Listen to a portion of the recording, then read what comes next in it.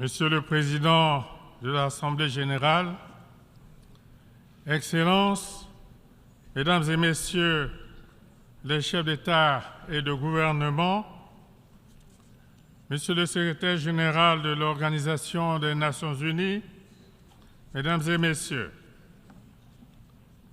comme la plupart des orateurs qui m'ont précédé, je voudrais moi aussi exprimer ma compassion fraternelle et ma solidarité avec les peuples du Maroc et de Libye, fortement endeuillés ces jours-ci par des catastrophes naturelles aux conséquences indicibles.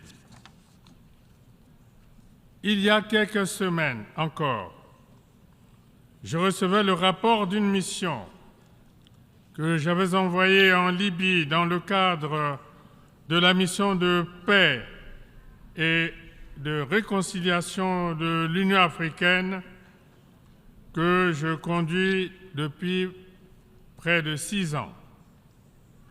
Le rapport de cette mission a témoigné longuement du courage et de la résilience du peuple libyen, las de vivre dans la division. Un peuple qui se bat pour conjurer les démons de la partition du pays, pour retrouver le chemin de la vérité, de la réconciliation et de la paix. Un peuple résolu à s'engager sur la voie du redressement et à retrouver la prospérité. C'est à ce peuple brave et courageux et qui a tant donné à l'Afrique que j'adresse mes sincères condoléances. Monsieur le Président, Mesdames et Messieurs, le thème de notre débat général résume très clairement notre commune volonté de changer qualitativement le monde. Telle était déjà la philosophie généreuse et la finalité des 17 objectifs de l'agenda 2030 des Nations unies pour assurer la paix, la sécurité et la prospérité à tous les peuples de la Terre. Qu'il s'agisse d'éliminer la pauvreté et la faim dans le monde, grâce à une économie globale plus juste et plus équitable, grâce à une agriculture plus performante et durable, ou qu'il s'agisse de garantir la bonne santé au plus grand nombre et une éducation de qualité aux plus défavorisés, il n'y a là que des priorités absolues. Tout comme le sont aussi, entre autres, la fourniture de l'eau et de l'électricité aux couches sociales les plus larges, la construction des infrastructures routières, ferroviaires, portuaires, aéroportuaires et énergétiques pour relier entre eux des pans de territoire, des pays, des régions et des sous-régions. La préservation des écosystèmes de biodiversité, notamment par une gestion responsable de ces forêts tropicales qui sont l'un des plus précieux patrimoines que nous ayons reçus de la Providence. Le combat pour faire évoluer les mentalités dans le monde, dans le respect de la diversité des expressions culturelles et dans la tolérance réciproque. L'ancrage dans nos sociétés de l'idée d'égalité des genres et de parité hommes-femmes, l'autonomisation des femmes et des filles. Sur ce dernier point, je voudrais souligner la part prépondérante dans la responsabilité qu'ont prise les femmes dans mon pays au cours des 15 dernières années. Aujourd'hui, elles contribuent de manière remarquable à la promotion de leurs droits et libertés, au combat pour l'élimination de la pauvreté et à l'intensification d'une éducation inclusive à travers des formations et des apprentissages tous azimuts. Bref,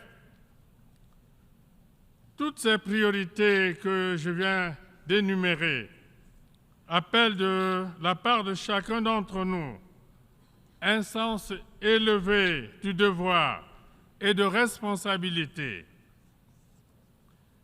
une ouverture d'esprit aux vertus du dialogue, un solide élan de solidarité, de la patience et de la résilience. L'équilibre des nations dans le monde me semble largement tributaire de cette évolution et de cette option. Monsieur le Président, Mesdames et Messieurs, le climat est aujourd'hui la plus pressante de toutes les urgences. Cette urgence touche au cœur de la vie dans toute sa diversité.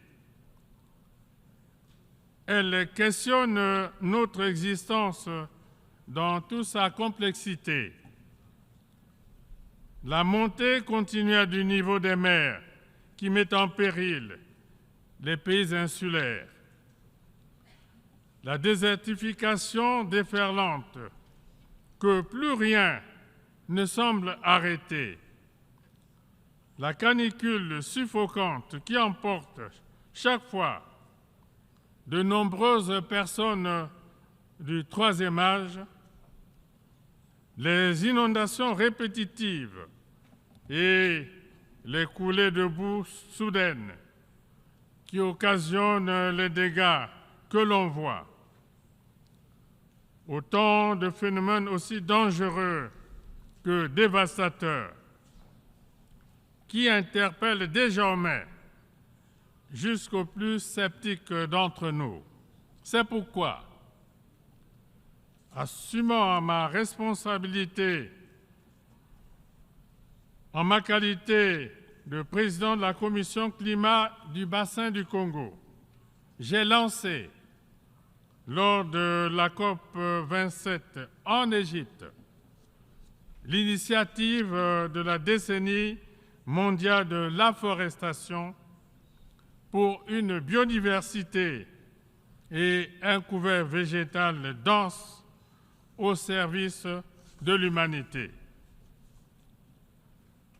Dans le même élan, mon pays, la République du Congo, s'est engagé à abriter en octobre prochain un sommet des 3 bassins des écosystèmes de biodiversité et des forêts tropicales, Congo, Amazonie, Bornéo-Mékong et Asie du Sud-Est, comme réponse collective et concertée de ces 3 poumons verts de la planète à l'insécurité climatique désormais si menaçante.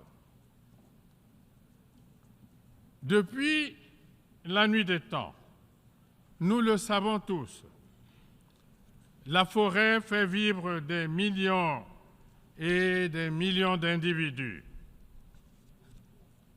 Avec un taux de déforestation des plus faibles au monde, puisqu'il n'est que de 0,06%.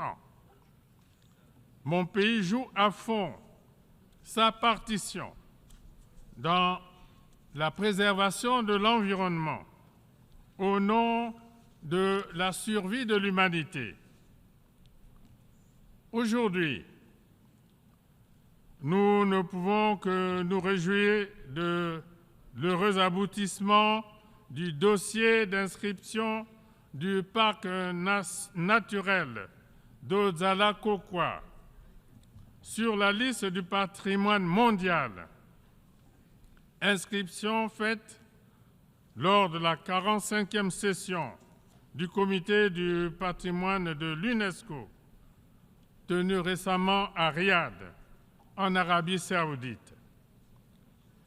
C'est indéniablement un acte de reconnaissance, un acte qui gratifie à leur juste mérite les efforts de mon pays dans la préservation de ce joyau naturel de près de 1,2 million d'hectares, riche en biodiversité animale et végétale, au cœur du bassin du Congo.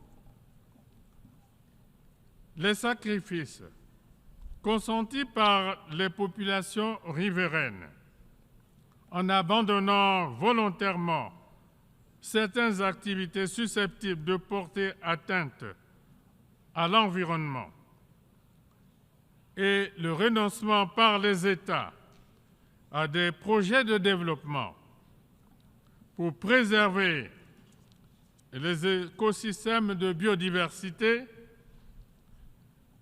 devrait également appeler de la part de la communauté internationale des compensations financières qui ne seraient pas du tout de la charité. Monsieur le Président, Mesdames et Messieurs, en Afrique, dans le registre du développement agricole, nous savons qu'il nous faut protéger les terres arables des incidences néfastes du changement climatique. Sans cette précaution, les prévisions en matière de production deviendraient totalement aléatoires et plus rien ne saurait être maîtrisé. La responsabilité des dirigeants que nous sommes est écrasante à ce sujet.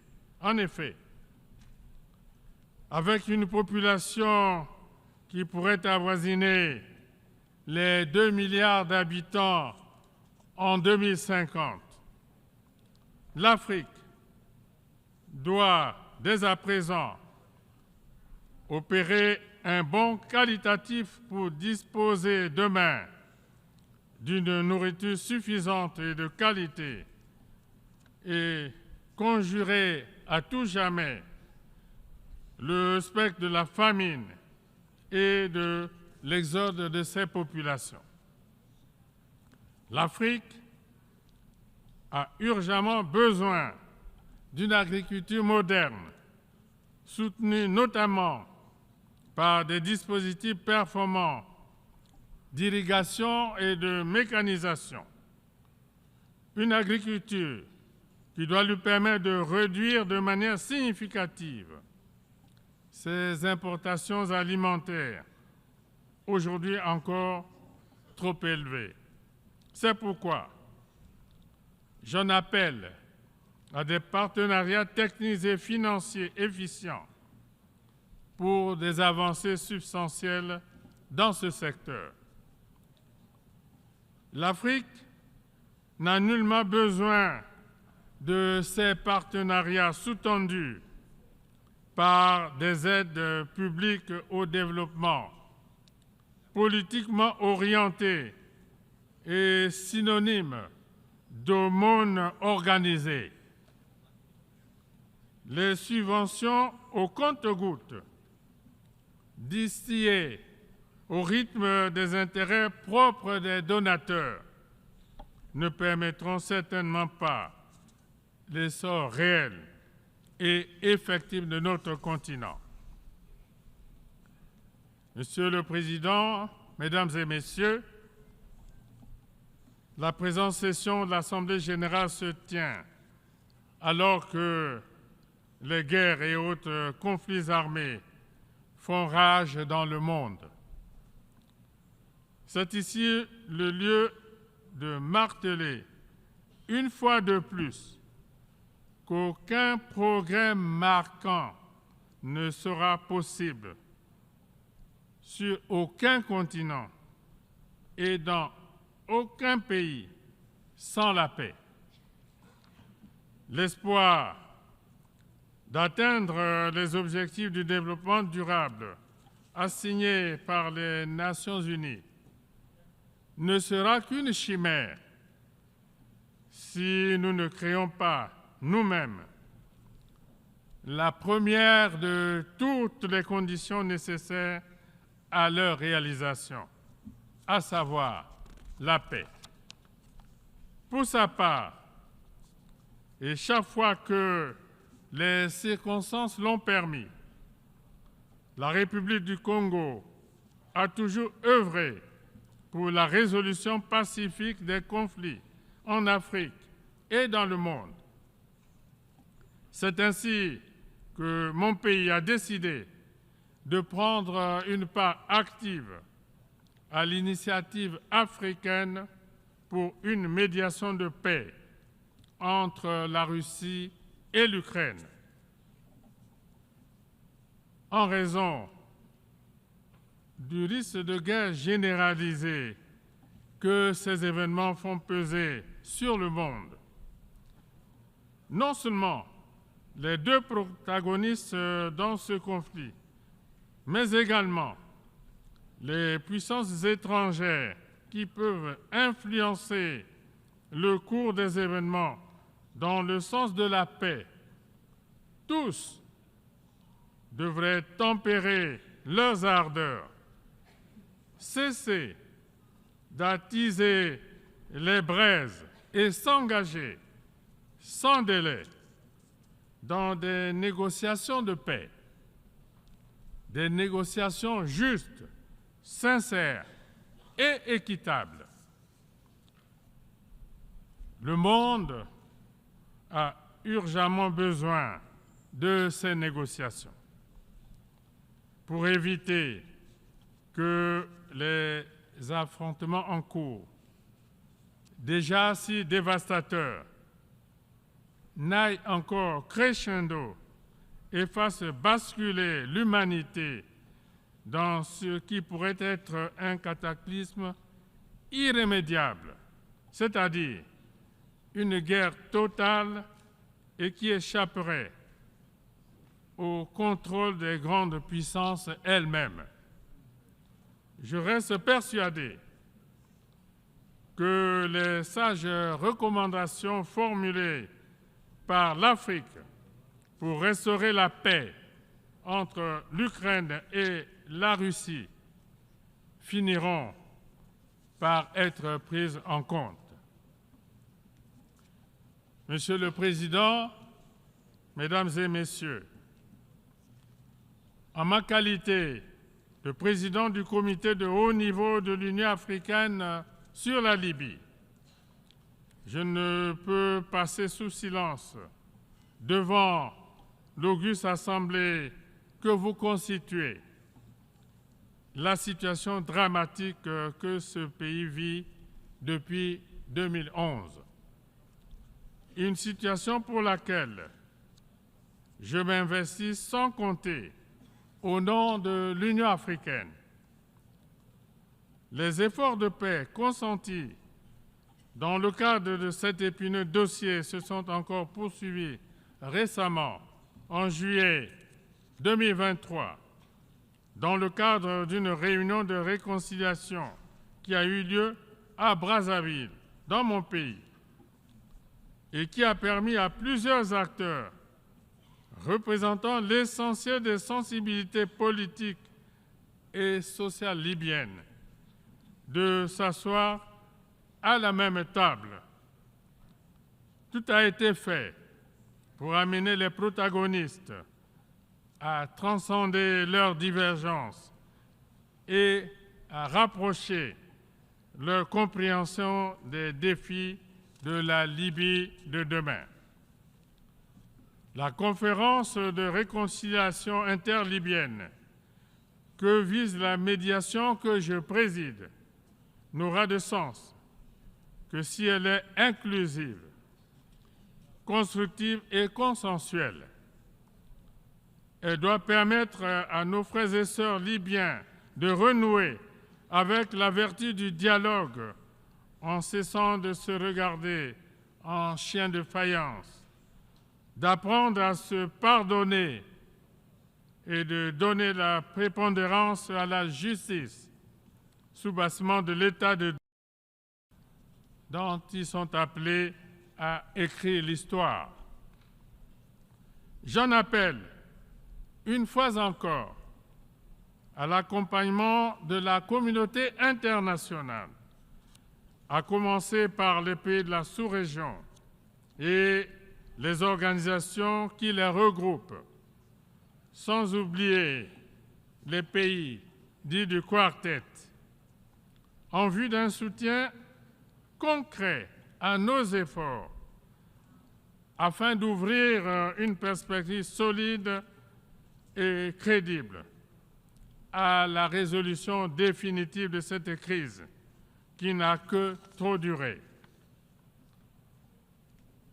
Monsieur le Président, Mesdames et Messieurs, face à l'unilatéralisme qui ronge dangereusement les fondations du bel édifice que tant de générations se sont employées à bâtir depuis 1945, la République du Congo, par ma voix, réaffirme son engagement en faveur du multilatéralisme, gage de justice dans les relations internationales, d'équilibre, d'équité, de paix et de coopération pour un développement partagé.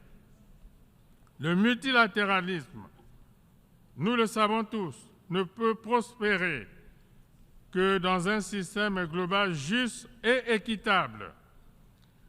Un système qui soit à l'image non plus des fantasmes du passé, mais des évolutions et des réalités de notre temps. D'où l'impérieuse nécessité de réformer son outil de référence qu'est le Conseil de sécurité des Nations unies, afin d'assurer une représentation plus juste de tous les continents et de tous les peuples du monde. Sur ce chantier, l'Afrique a une position commune, une position conciliante et consensuelle, scellée à Ezulvini, que mon pays n'a jamais cessé de défendre, et ce, depuis plus d'une décennie. Je réitère ici et maintenant l'exigence africaine, légitime à tous égards, de voir deux de ces États siéger au Conseil de sécurité des Nations unies en tant que membres permanents avec droit de veto.